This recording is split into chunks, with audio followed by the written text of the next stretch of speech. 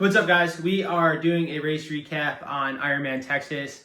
If you've been following along and stuff like that, you've seen week 1, all the way up to week 18 that I'm filming now. I wanted to do a race recap just to look back on this, remember the small details and stuff like that, and just to tell everybody, how the race went and so on. So I'll start it off with earlier that week, we flew into Texas on Tuesday night. I ended up taking work off Tuesday because I had to go to the post office to track down my swim skin that didn't come in time. So I had to go get that thing before my flight, which luckily I did. But so got to Houston Tuesday night, got to the rental car company. They didn't have my car, of course. I was supposed to get an SUV. They didn't have that. I ended up getting a car. Then I couldn't fit the bike in the car. So then they gave me a minivan for free. Not for free, but same price as what my other one was. And I was able to use that, which was awesome because the minivan worked great. Don't hate on a minivan. But so we get to the hotel pretty much Tuesday night, chill, unload the car, go right to bed. I was exhausted. Woke up Wednesday morning, woke up like 5 a.m. with a pounding headache. And I just figured it was from traveling and stuff like that. And then started feeling sick. Wednesday morning was terrible for me. I had a terrible time. I thought my race was going down the drain. I thought all my hard work was going down the drain. All the money, everything was a wash. I ended up being okay. Around the afternoon, I felt a lot better. So Wednesday afternoon, we went down to Ironman Village, got checked in. When I was standing in line, it was super hot. I was like, I'm in for a tough race with how hot this is. And got to the check-in, and the lady scanned my phone, and she's like, "Oh, you're an all-world athlete. You get, yada, yada, yada." So what yada, yada, yada is this little thing right here. Got like some stickers and stuff, a congratulations letter from Ironman, that you're achieved bronze status. So, it's cool, but it ain't gold, but still kind of cool. And it got some AWA stickers to throw on the bike to intimidate people. Some AWA pin and keychain thing. The main cool thing is the swim cap. Now that I have a swim cap that I get to wear at the pool to intimidate the swimmers, and then I'm gonna get in the lane and they're gonna figure out real fast that I'm not a great swimmer. So, but yeah, got checked in and did like a little bike ride, figured out the area. The Woodlands is super confusing. Everything looks the same. Every street looks the same, and figured out the area, looked where transition was, went to the swim start. They didn't have much set up, so I really couldn't get like a good idea, but just went and looked around. That was pretty much my Wednesday. Thursday morning, we got up, went back to Ironman Village, of course, bought some things, bought like a coffee mug, which I always buy the coffee mugs. Oops, I don't have the bottle in here, of course. I bought like an Ironman bottle, whatever. I didn't want to spend too much money there, so we just got out cheap and bought like a couple stickers. But you can definitely spend a lot of money in Ironman Village. Forgot to mention, I ordered a tri-suit through my race team, Punta Sor race team, and it didn't come in time. Mike Olson, the guy that runs it, he looked me out tremendously. Shout out you. He overnighted my tri-suit, which is sick. So I got to run the Punta Sor race team tri-suit. This thing's sweet. So it's the back of it. It's got some, pockets here. Then it had some pockets on the inside for like ice and stuff. So I'm really hyped on that. That was sick. So got to wear that, and I wasn't nervous on wearing something new on race day because usually you don't do that. But I already had a Zoot kit, so whatever. I threw it on, but it worked out great. So thank you guys so much for that. So yeah, where was I at? Thursday. And we went back to Ironman Village, like I said, bought some stuff, and then we did a bike ride, and just to go do some pulls. There was if you've been to the Woodlands, there's really nowhere to ride. All the roads are really high speed, a lot of traffic, and pretty dangerous. Not something you really want to be doing, the race week, unless you go out somewhere else and find some stuff to ride. But I was there by myself, and I didn't really want to go drive the rental car around without anybody, and I just stuck to the Woodlands area. So we did a bike ride, and then Thursday night we had a dinner for all the Ironman athletes. It was at the Marriott. They had like a convention center, so went over there, had a really nice dinner. Really excited about that, and they did like a little, video. They had a guy with a guitar playing and stuff. It was a good time. Good Thursday night. So that was pretty much it. Friday, we woke up early. The nerves were going because I knew Friday was the bike drop off, all that good stuff. Friday morning, we did the pre-swim at the swim start. So they had buoys set up. It was like a 650-yard swim. And you can go as many times as you want. It was open from like 7 to like 9 or something like that, or 8:45 was the last time we got in the water. I did 2 laps. So the first lap I did was with the swim skin because I never swam in it. So I was like, I at least got to get this one swim in. Felt pretty good.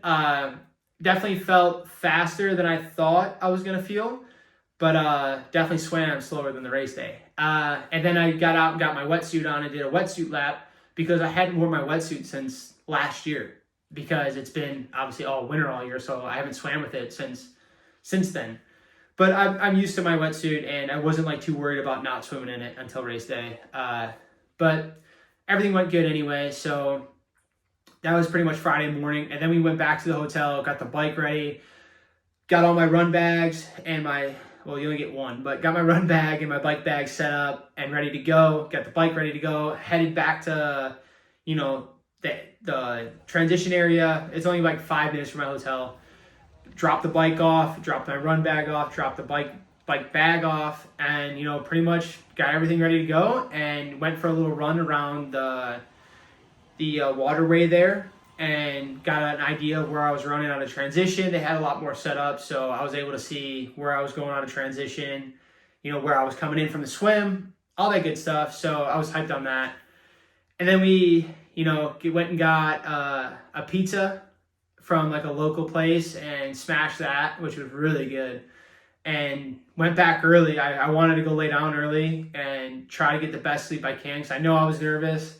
I was by myself. I had a lot of thoughts going on, but got back pretty early, finished the other half of that pizza, went to bed as early as I could, like 6:30, 7 o'clock. I was laying down. Saturday morning, we got up around 4 a.m., got a breakfast in us, and then also took some extra food because I knew the swim start wasn't probably till like closer to 7, so I wanted just a little bit more food. Drove down to the Woodlands. I say it's like if it was a drive, it was 5 minutes, but got parked. I wanted to get there early because I didn't know if I was going to get close parking or what. I had a big bag to carry, all my stuff, so I wanted to get set up and get ready to go as early as possible and not have any stress before the race started. So we get down there, get to transition pretty fast. I was able to park in a parking garage, which I didn't know if I can, but I seen like 40 other athletes doing it, so I said, screw it, I'm doing it too. All right, good morning, guys. We are here, race morning, finally. We're here at transition. We got the bike all ready to rip, got the tires pumped up. I'm gonna go drop some stuff off in my run bag, some extra salts and stuff, and then I'm pretty much ready to go. It is 5:14 this morning. Heart rate's already pumping. But yeah, I'm gonna try to chill out, relax, enjoy this morning. It is officially non-wetsuit legal. Well, it's wetsuit optional, but we're going for Worlds, so we're not going to be doing that. So, yeah, running the swim skin today, and we're going to do our best and see where we go. And walked over to the transition, got the bike ready, pumped up the tires, put my nutrition on the bike, checked over the bike, checked over my run bag, my bike bag. Had an idea, when I'd come out of the water, where that bag would be, grab the bike bag and go. But so I did all that. Then we headed over to the swim start. And that was like a 15-minute walk. So I wanted to get there early to be able to chill out and get ready for the race. But in transition, I get the call from the coach, Johnny. He was like, hey, did you hear? I was like, what? And he was like, it's non-wetsuit. And I was like, oh, all right, no big deal. I wanted the wetsuit because I knew I'd have a faster swim and an easier swim, but it is what it is. So I trained without the wetsuit. I already had it in my mind that this was going to be non-wetsuit. So I said, screw it. If you're not familiar with triathlon or Ironman, there's a certain temperature to where it's wetsuit optional. And that's what ours was. It was wetsuit optional. And then it gets to a certain temperature where it's like completely no one can wear wetsuit because it's way too hot. Our water temp was 76.4, if I remember correctly, somewhere in there. So it was wetsuit optional, but to qualify for France, you can't wear a wetsuit. And to qualify for age group awards, you can't wear a wetsuit, with it being wetsuit optional. So obviously, you know, we went with the swim skin. Glad I bought that thing and got that thing on, got ready to get in the water, got in line to where I was supposed to be. They hold like signs up, you know, where you're going to be at, you know, for how long your swim's going to be. Mine was like between an hour, I think 10, hour 15. So I got right into the front. I got an hour 10. My goal was under an hour 10. My goal was actually just to beat Johnny. So no, I'm playing, but seriously, my goal was to get under an hour. It really was under an hour 10. That's what I wanted. Because I knew if I was under an hour 10, I'd have a lot of time to go sub 10 for the full Ironman. But so we get in line, get up to the timing mark, you know, the beep goes off and it's like, your turn, get in the water. So we run up into the water, we just start swimming immediately. Some people run down this dock and just dive, which I didn't really get the point of that, but everybody's their own, you know, teach their own. I wasn't doing that. I just walked in the water and started swimming. The last thing I need is my goggles to fill up with water or something. So we're in the water, swimming, turning the arms over. The first 500 goes off. My watch said like 8 minutes and like, I think 30 to 50 seconds. I don't remember. I could probably look it up. But around there, regardless. And I was like, okay, I'm swimming kind of slower than I wanted to, but still a good pace to hold. And then I kept going and then it buzzed again. I was in the 9s. I was like, oh shit, I'm slowing down. Like I'm going to have a slow swim. So I keep going like with this same effort in my head, like knowing like, hey, this is all I can push for this swim. Like I'm not gonna be able to go any harder than this, because any harder than this, I'm gonna gas out. And so I just kept going in the swim, and the swim is an out and left, and then back. It's like a big rectangle, and then you go into a canal. So we're headed down the first straight, and there was like 2 buoys right next to each other, and I was sighting, and I knew mentally the orange buoy was the turn buoy, but these were 2 yellow buoys, and for whatever reason, I thought that was the turn. And as I'm going, I sight again, and then I seen how far away that orange first turn buoy was. And I was like, man, it was like, you know, I was almost there, and then bam, I had so much more to go. So I just kept turning the arms over and, you know, just kept swimming. Then we finally get to the turn, made the left, and it's like only like 200 yards. I think maybe even less than that. And then you turn again to head back. So then we're headed back, and there's like this huge red blow-up buoy that's like this in the water. It's like an arch, and they had like handles on it. So I'm swimming. I'm like, do I need to swim into this? I didn't know. I was like, is this like a timing mark? Like, do I need to swim in this? And I just look up. I sight. Everybody's going to do it. So I'm like, all right, I'm not going to go around it. So I head into it. We all bottlenecked into this thing. And then we're like swimming on top of each other. And it was so bad in that little area. We get through there though. We keep swimming. There's this building under construction up ahead. And that's where the canal was. So I just sighted that. Because I knew if I just go straight at that goes right into the canal and right into the turn. So we get to the turn of the canal. And I'm like, kind of like starting to pick it up. So I'm like, okay, this is the end of the swim. And then I get through the canal. And I'm like, okay, where's the end of this swim? And then I keep going, and I'm pretty far into the canal. I'm like, where's the end of this swim? And then you make this like final little left turn into like this little cul-de-sac of like a little lake pond thing. And there's the swim exit. So I get to the swim exit, pretty proud of myself. That was my first Ironman swim, and it was non-wetsuit. So that was pretty cool. I get out of the water, hour 16. I see it on the watch. I'm like, man, that was a little bit slower than I liked, but it is what it is. So I was like, I'm gonna go get it back on the bike because that's my strong suit. So we get through transition, like 4 minutes, 30 seconds. And Ironman Texas transition is pretty long. So I was pretty proud with that transition. Get on the bike and, you know, we're off. It's like 20 miles until you get to the toll road, and they call it the party on the Hardy toll road. And so we're headed there. I'm doing like 26 miles an hour on the way to this toll road. So I'm cooking the bike already. But I feel good. Like I'm not like, I don't feel, you know, tired or anything. I'm cooking the bike. And we get to the toll road, and then I'm like, all right, let's get into this notorious headwind everybody talks about. So I get on the toll road, and I'm still doing like 21 miles an hour. And I'm like, this little bit of wind is what everybody's crying about. But we probably had a good year, so I'm sure there's winds out there that were way, way worse. But our year was good. And I'm headed down the toll road, and then I see the pros go by. And I'm like, I was thinking there was their second lap. Then I was like, oh, wait, no way. That's got to be their first lap, so they're going to pass me for sure. So I get down to the turnaround, I get into the tailwind, and we're cooking like 28 miles an hour to like 30 miles an hour splits. And I was really hyped up. I was super excited about that. And I think it ended up averaging like 28.7 or 26 on the way back overall. But so like halfway on the way back in the tailwind, I see the pros again go by, and I'm like, all right, they're definitely going to catch me. So I get down to the turnaround. The pros never caught me. So that was a win. I didn't get lapped by the pros. And then I head back into the headwind, and at like mile 56, I seen that was the half Ironman bike portion. And I looked at the watch and it said 2:24. So I knew I was cooking the bike. I was like, okay, I'm definitely going to go sub 5 for the 1:12. And so I was excited about that. I knew I had a little bit of time in the bank to slow up a little bit this second lap. So I did, to save the legs. And then I was going up over that overpass and my left leg cramped and I got scared. I was like, this ain't good that my leg's cramping a little bit. And we're only 60 miles into a 112 mile bike ride. So I just kept turning the legs over, and at each aid station, I was just grabbing water, grabbing whatever, trying to get anything down and to help that cramp go away. So we get to the turnaround. So we're headed down into the tailwind this time. We're headed back to transition, but we're still on the toll road. I'm coming up to like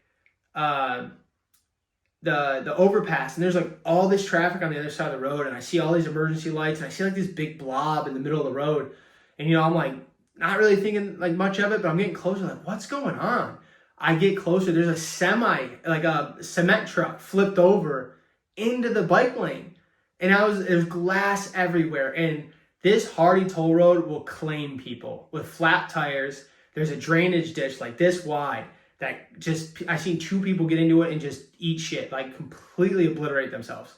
And we have to go around, and like we're down to like the shoulder and like a little lane for us to go this way. The rest of the toll road is taken up by the cement truck lane there.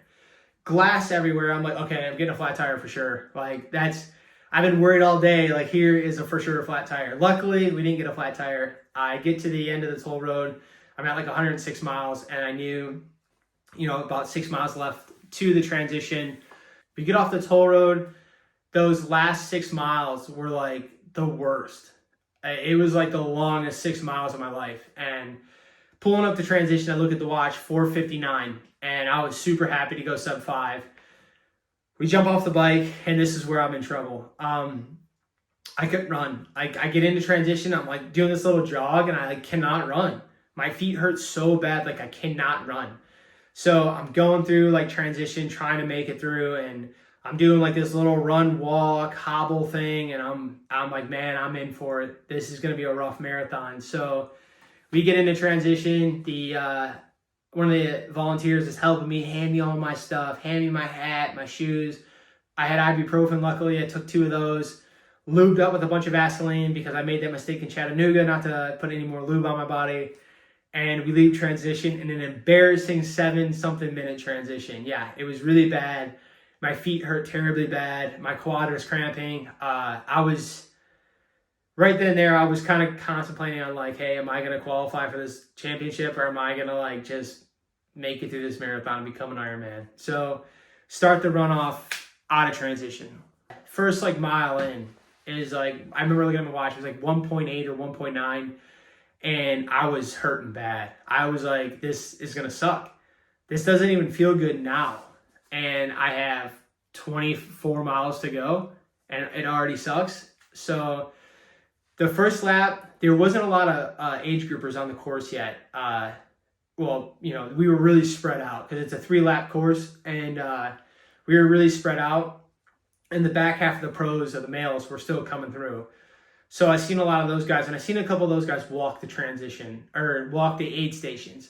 So I was like, okay, I'm gonna do that because that's what might save my ass. So I walked through the aid stations, down in waters, pouring water on me, put ice all over me because it's scorching hot. Just trying to survive, really. These events are so gnarly. And so we just take off running at the end of the aid stations, and I did that through the whole marathon.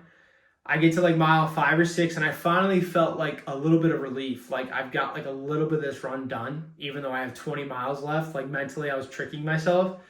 And at this point, both legs are starting to cramp. Like both quads, both, like everything, my thighs, everything's starting to cramp. My feet are killing me.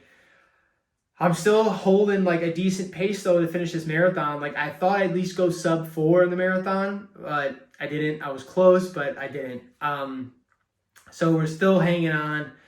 Got to like mile 17. I realized like, hey, I'm not sweating anymore, like at all. Like I was touching my arms, touching my face. Like I'm not sweating at all.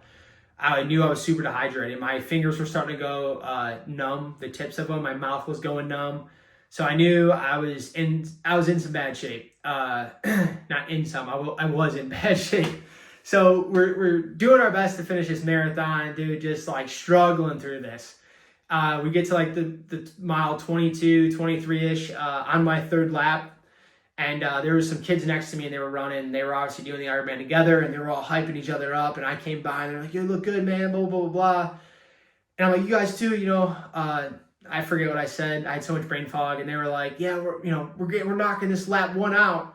And I was like, "Hell yeah, get lap 1 done." And they're like, "What lap you on?" And I was like, "Lap 3." And they got like excited that I was about to finish. I got 5K left. That it hyped me up, and I had a little bit more energy in me right there. So we kept pushing on those last 3 miles, and we get to where the split back to the split where it goes lap 2 and 3 and 2 lap to the finish.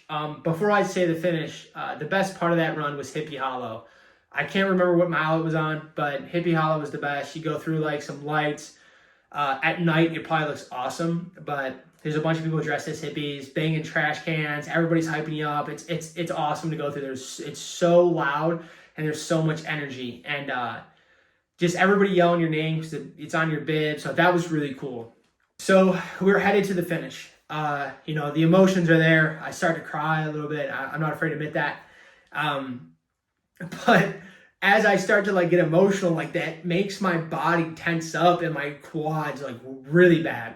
So I was like, all right, quit that, refocus on what I'm doing and keep running to the finish line. And then when I split off, I was with a bunch of people, but I was the only one to go to the finish. And I looked behind me, there was no one with me. So it felt kind of good to be like, hey, I'm done. And you go through like a part of the town and there's like a restaurant, people are eating outside and everybody's just screaming. Everybody's yelling for you to keep going. And it was awesome to go through there. It was a pretty cool feeling. We make the last right down the, where the finish is. The carpet goes this way. You make the last right. You make a quick left to come back up the little hill. And everybody's just cheering. Everybody's giving you high fives. I rang the first timer bell.